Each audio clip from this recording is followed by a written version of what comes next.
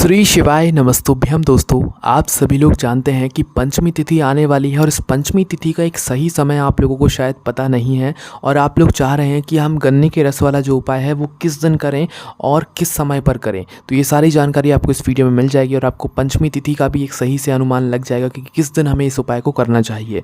सबसे पहली बात दोस्तों, आप ये सुन लीजिए कि जो गन्ने के रस वाला उपाय है इसमें आपको यह उपाय तुलसी के क्यारे में करना है, तुलसी के पौधे में करना है। तो इसीलिए यह उपाय आप रविवार के दिन नहीं कर सकते हैं क्योंकि रविवार के दिन तुलसी को नहीं छुआ जाता है ना।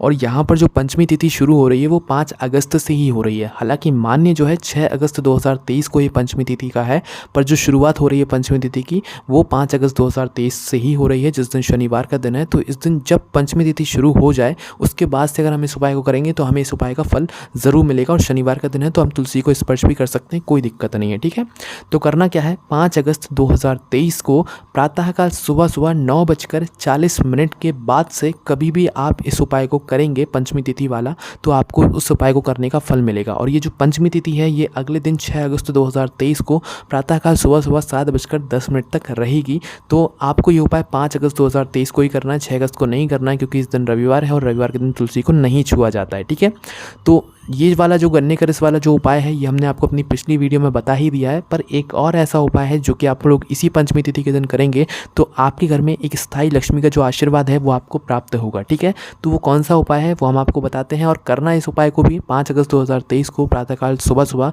9:40 के बाद ही है ना। इस उपाय में भी आपको गन्ने के रस की आवश्यकता होगी, वो भी ताज़ा गन्ने का रस आप कोशिश करना कि आपको मिल जाए।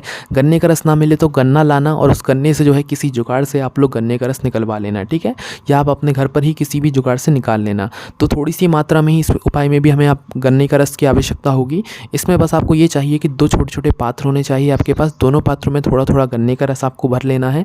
भरने के बाद आपको क्या करना है कि इन्हीं पात्रों को जो है तैयार कर लेना है, शुद्ध हो जाना है, स्नान कर लेना है, बिल्कुल शुद्ध वस्त्र पहन लेना है। और 5 अगस्त को ही 9:40 के बाद आपको इन दोनों पात्रों के गन्ने के रस को 2 स्थानों पर समर्पित करना है।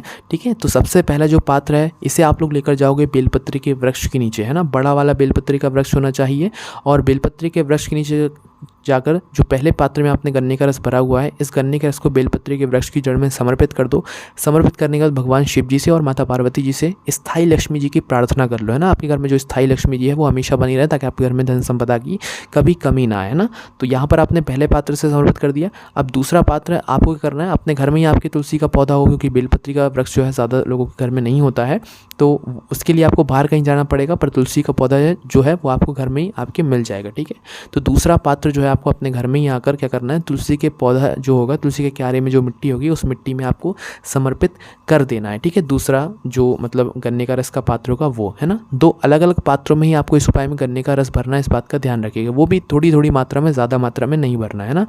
तुलसी के क्यारे में भी गन्ने का रस समर्पित करने के बाद भगवान से प्रार्थना करना, हाथ जोड़कर निवेदन करना, स्थायी लक्ष्मी की प्रार्थना करना, भगवान नारायण जी और माता लक्ष्मी जी से प्रार्थना करना। आपके घर में इस उपाय करने के बाद एक स्थायी लक्ष्मी आ जाएगी, धन संपदा की कभी भी आपके घर में कमी नहीं आएगी, हमेशा आपके घर में धन बना रहेगा इस उपाय को करने के बाद। ये उपाय बहुत ही ज़्यादा विशेष है। अधिक मास की पंचमी तिथि है, मौका बार बार नहीं मिलने वाला है, तो ये मौका हाथ से मत जाने देना, उपाय को जरूर करना। इस उपाय को करने में अगर आपको कोई भी समस्या आती है तो आप हमसे कमेंट करके पूछ सकते हैं। ओम नमः शिवाय, जय बोलिए श्री शिवाय, नमस्तुभ्यम।